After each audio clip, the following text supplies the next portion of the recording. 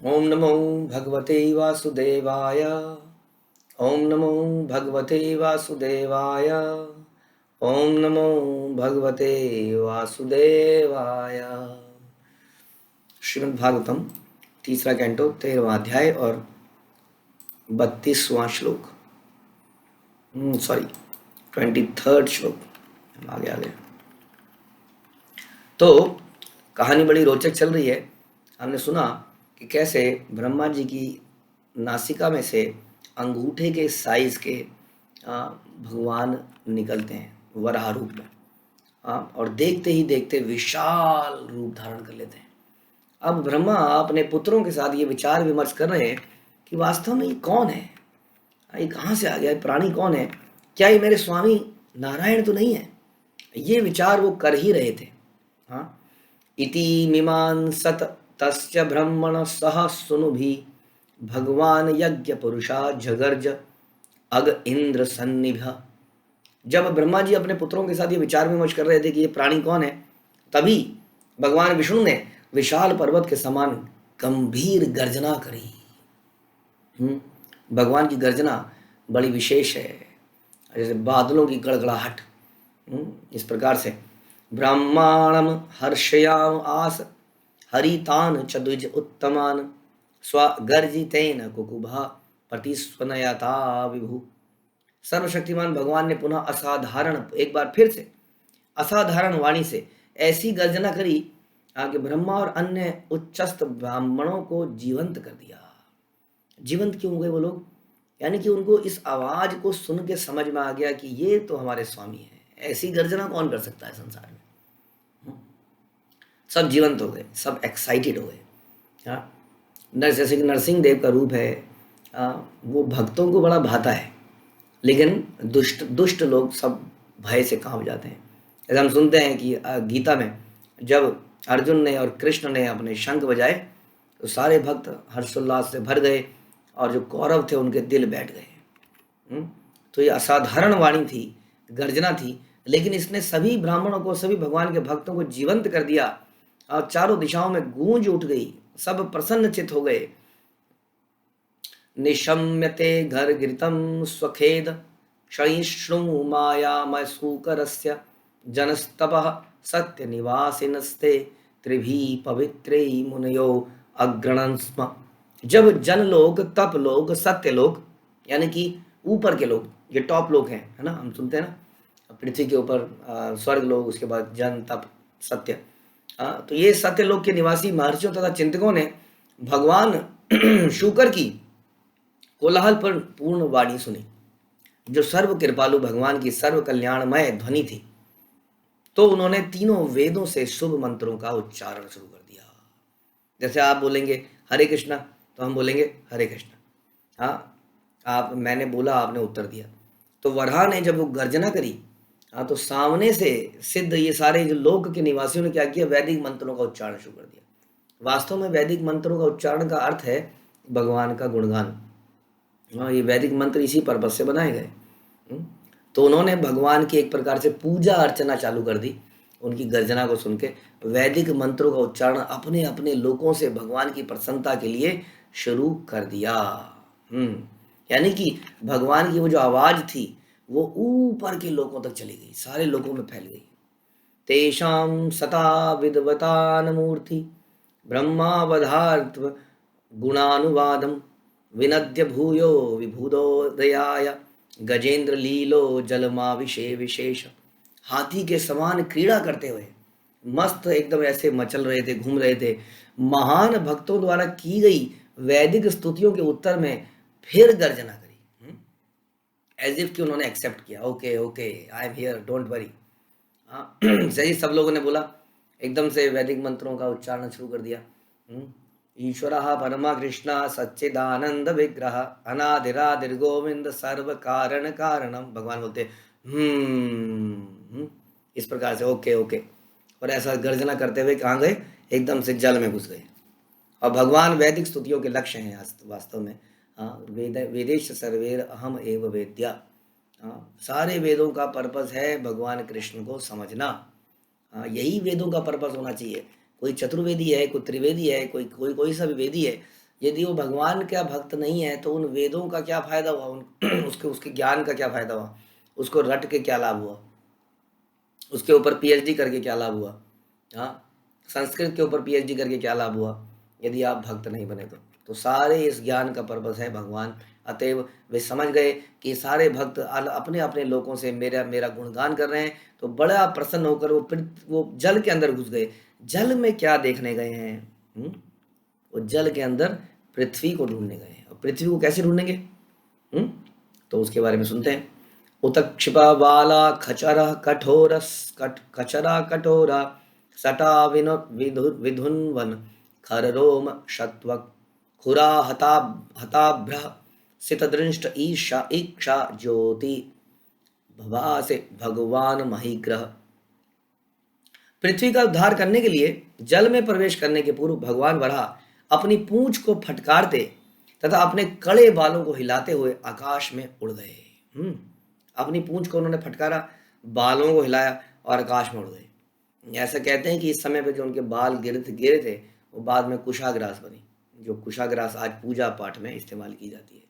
क्योंकि भगवान का शूकर बनकर भी भगवान शूकर नहीं, ये समझने का प्रयास करना पड़ेगा। ऐसा नहीं है कि भगवान शूकर बन गए तो एक जानवर की योनि में आ गए। भगवान का शरीर दिव्य है, सच्चिदानंद है। वो कभी शरीर में एंटर नहीं करते हैं, क्योंकि शरीर में एंटर तो हम लोग करते हैं, आत्मा। भगवान परम आत्मा है, उनको शरीर धारण नहीं करना पड़ता। इसलिए शूकर का शरीर भी उनका दिव्य स्वरूपों में से है, जो कि हम सुनते हैं जयदेव गोस्वामी के उसमें कि वसती दशन शिखरे धरणी तब लग्ना शशिनि कलंक के लेब निमग्ना केशव धृता शूकर रूपा जय जगदीश हरे। जय जगदीश हरे गाने का यदि बहुत शौक है संसार को, तो वो ये वाला जय जगदीश हरे गाए, जो कि जयदेव गोस्वामी द्वारा लिखा गया। इनमें 10 अवतारों का बड़ी सुंदर स्तुति है। तो इस प्रकार से भगवान के वो जो शूकर रूप था, कहने का मतलब ये है कि वो शूकर रूप भी बड़ा ही सुंदर था। उन्होंने अपनी पूंछ को फटकारा, बालों को हिलाया, आकाश में उड़े। उनकी चितवन जो है चमकीली थी। उन्होंने अपने खुरों और चमचमाती सफेद दाढ़ों से आकाश में बादलों को बिखरा दिया। और उसके बाद घ्राणेन पृथ्व्या पदिविम जिघ्रन विजिघ्रन क्रोड़ापदेश स्वम ध्वरांग कराल दृष्टम अपि अकराल दृभ्याम उद्दिक्ष्व विप्रान गृणत अविशतकम। वे साक्षात परम प्रभु विष्णु थे, अतएव दिव्य थे। फिर भी शूकर का शरीर होने से उन्होंने पृथ्वी को उसकी गंध से खोज निकाला। अब भगवान को वास्तव में किसी चीज को खोजने की आवश्यकता नहीं है, क्योंकि कोई संसार का ऐसा कण नहीं है जहां भगवान विद्यमान नहीं है, राइट। तो कोई चीज उन्हें ढूंढने की जरूरत पड़ेगी? जब ऑलरेडी वो हर चीज के अंदर व्याप्त हैं तो कैसे ढूंढेंगे? लेकिन ये लीला, भगवान लीला जब करते हैं तो लीला में रम जाते हैं। जैसे राम लीला करी तो रामायण के किरदार में एकदम रम गए, साधारण मनुष्य की तरह सीता को ढूंढते रहे, वानरों की मदद ले। बता, भगवान को सीता को ढूंढने की जरूरत है?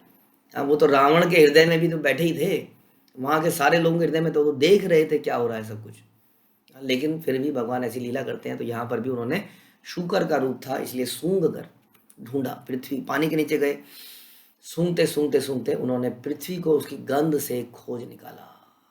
उनकी दाढ़ें अत्यंत भयावनी थी। उन्होंने स्तुति करने में व्यस्त भक्त ब्राह्मणों पर अपनी दृष्टि दौड़ाई और इस तरह वो जल में प्रविष्ट हो गए। पता लग गया उनको, ओ पृथ्वी वहां पर है। वो घुसे जल के अंदर। क्या होता है उसके बाद? प्रभुपाद कह रहे हैं कि हमें इस समय हमेशा याद रखना पड़ेगा कि शूकर का शरीर तो भौतिक है, किंतु भगवान का शूकर रूप भौतिकता के कलमश में नहीं है। हाँ, ऐसा नहीं है। हम संसार में सोचते हैं शूकर गंदी नाली में होता है।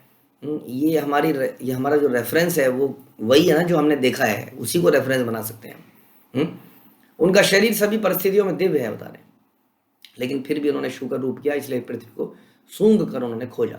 फिर क्या करते हैं? सवज्रकूट अंग निपात वेग विशीर्ण कुक्षी स्तनयन उदनवान उत्सृष्ट दीर्घ उर्मी भुजई इव आर्ता चुक्रोश यज्ञ ईश्वरा पाहि मामिति। दानवाकार पर्वत की भांति एक पर्वत जितना आकार लेकर जब उन्होंने समुद्र में कूद लगाई तो ऐसा लगा कि समुद्र बीच में से क्रैक हो गया है। वो इतनी दो बीच में जैसे कूदता ना आदमी, छोटा सा आदमी भी कूदता है तो ऐसी बौछार सी निकलती है पानी की। अब जो पर्वत समान वराहदेव जब समुद्र में कूदे, हाँ, तो दोनों तरफ ऐसा समुद्र की लहरें उठी, माना कि समुद्र बीच में से फट गया है और प्रार्थना कर रहा है।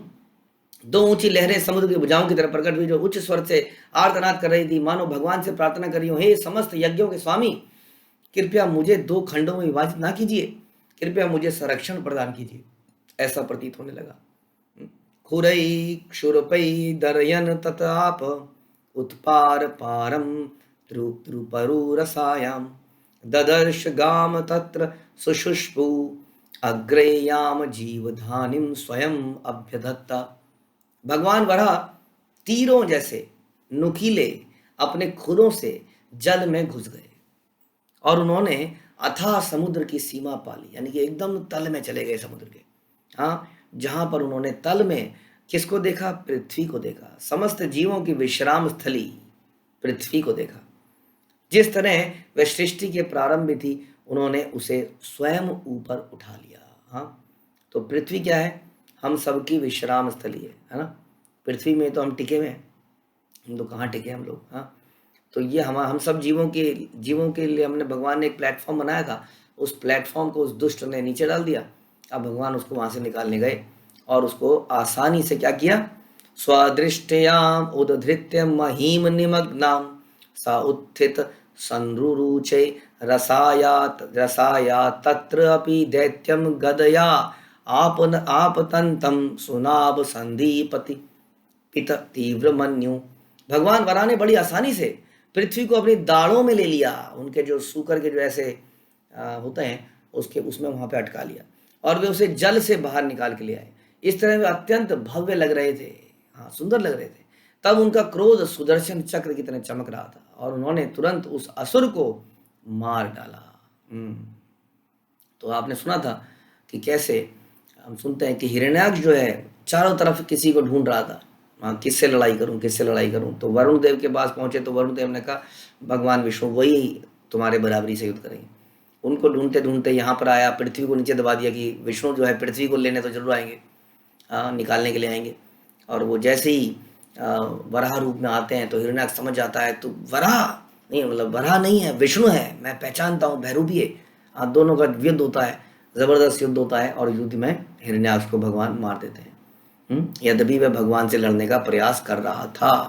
तो हम इससे पहले सुनते हैं जो भागवतों में अभी आएगा, ये कौन है वास्तव में? ये जय विजय दो भाई हैं, हिरण्यकश्यप और हिरण्याक्ष, जो कि किस तरह से इस संसार में आए इसको हम सुनेंगे। तो उनमें से एक भाई को यहाँ पर मार डाला।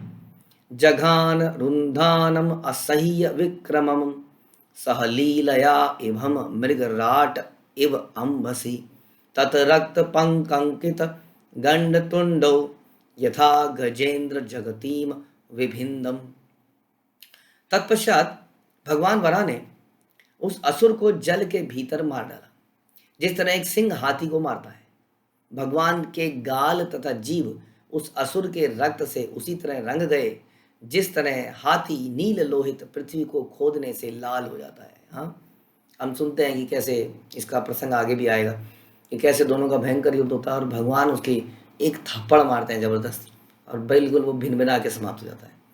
तो भगवान के गाल तथा जीभ उस असुर के रक्त से रंग गए जैसे हाथी नील लोहित पृथ्वी को खोदने से लाल हो जाता है। तो इस प्रकार से उस असुर का अंत किया जिस असुर ने पूरे संसार में तबाही मचा रखी थी, मचाई, जिसने पृथ्वी को ही नीचे फेंक दिया। सोचिए, तमाल नीलम सित दंत कोटया क्षमाम उक्षिपंतम गजलीलया लीलयांग प्रज्ञाय बद्ध अज्जल्य अनुवाके विरिच मुखया उपतस्तु ईशम। तब हाथी की तरह क्रीड़ा करते हुए भगवान ने पृथ्वी को अपने सफेद टेढ़े दांतों के किनारे पर अटका लिया। उनके शरीर का वर्ण तमाल वृक्ष जैसा नीलाभ हो गया और तब ब्रह्मा इत्यादि ऋषि उन्हें पूर्ण पुरुषोत्तम भगवान समझ सके और उन्होंने उनका सादर नमस्कार किया। यानी कि पृथ्वी को उन्होंने गर्भोदकशाही के नीचे से निकाल के बाहर ले आए, हाँ, और उनको अपने दांतों में अटका दिया और उनका शरीर कैसा हो गया? जैसे कृष्ण का शरीर है तमाल वृक्ष जैसा, यानी कि गहरा श्याम वर्ण हो गया, नीला, गहरा नीला रंग हो गया। और सबने उसको जब देखा कि कैसे देखिए, ये पृथ्वी कोई साधारण लोक नहीं है, बहुत ही विशालकाय है। आप सोच सकते हैं उसको कोई इस तरह से उठा के ले आए जैसे गेंद को उठा के लाते हैं और अपने दांतों में ऐसे अटका ले। ये असाधारण बात है। जब सब ने इस चीज़ को देखा तो उन सब ने भगवान का आदर सत्कार किया और भगवान के सत्कार में क्या किया, भगवान को गुणगान किया। यही हमें सीखना है। जब हम भागवतम सुनेंगे और धीरे धीरे हमें समझ में आएगा कि कैसे भगवान का गुणगान किया जाता है। ये है असली ऑथेंटिक गुणगान। जो आरतियां हम गाते हैं आज की डेट में, वो आरतियां उतनी ऑथेंटिक नहीं है कि उन आरतियों में बहुत सारी सुख संपत्ति घर आए हुए हम मांगते हैं भगवान से, इसलिए वो प्योर डिवोशनल लेवल पे नहीं है। ऑल दो हम जय जगदीश हरे की ही पूजा कर रहे हैं, जगदीश जो है ईश्वर, सारे जगत के विष्णु भगवान कृष्ण, लेकिन वास्तव में ये जो है पूजा, ये ऑथेंटिक पूजा नहीं है, क्योंकि इनमें मिश्रण है कुछ इच्छाओं का। अब इन ऋषियों की और आगे जब पूरी भागवतम आप सुनेंगे, तो इनका जब गुणगान सुनेंगे तो हमें सीखना चाहिए कि भगवान का गुणगान कैसे किया जाता है। तो ये ऋषिगण अब भगवान का गुणगान करेंगे, भगवान को प्रसन्न करेंगे। और वरादेव ने, क्योंकि उनको बड़े ही संकट से उबारा है। अब ये पृथ्वी हम सब का फिर से एक विश्राम स्थली बनेगी।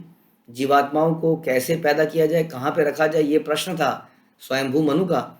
तो स्वयंभू मनु ने कहा कहाँ पे पैदा करूं ब्रह्मा जी, पृथ्वी तो है ही नहीं अपनी जगह पर। अब पृथ्वी फिर से अपनी जगह पर आ रही है और स्वयंभू मनु का कार्य आगे चलेगा। हरे कृष्णा। श्रील प्रभुपाद की जय। ग्रंथराज श्रीमद् भागवतम की